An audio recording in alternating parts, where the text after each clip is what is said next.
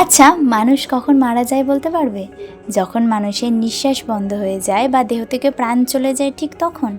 হ্যাঁ, অনেকেই হয়তো এটাই বলবে, আর এটা অনেক ক্ষেত্রে ঠিকই।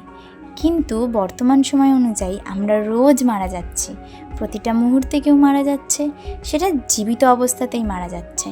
যখন মানুষের আশা, আকাঙ্ক্ষা, স্বপ্ন একটু একটু করে নষ্ট হতে থাকে, যখন একটা ছোট ধাক্কাও তার কাছে অনেক বড় বলে মনে হয়, মানুষ যেন সেই মুহূর্তেই মারা যায়। এক মাথা খোলা আকাশের নিচে দাঁড়িয়ে এক বুক বাতাস নিয়েও যখন মানুষের দম বন্ধ লাগে, তখন সেই মানুষটা মারা যায়। এই মারা যাওয়া আর বেঁচে থাকার মধ্যে দুটো জিনিস কিন্তু থাকে। এক হচ্ছে নিজের পরিবার, আর এক হচ্ছে দায়িত্ব। এই পরিবার আর দায়িত্বর মধ্যেও কিন্তু চুলছেঁড়া ফাঁকেতে নিজেদের স্বপ্ন, নিজেদের আশা, এগুলো থাকে। আর এগুলোই যখন মরে যায় না, তখনই বোধহয় মনে হয় জীবনটা এখানেই থেমে গেল।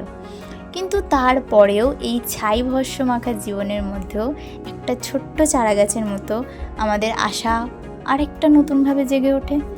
তাই যেটুকু সময় নিজের জন্য পাচ্ছ, নিজের জন্য বাঁচো। যেটুকু সময় নিজেকে দিতে পারছো, সেটাই অনেকটা সময়। নিজের মতো করে বাঁচো।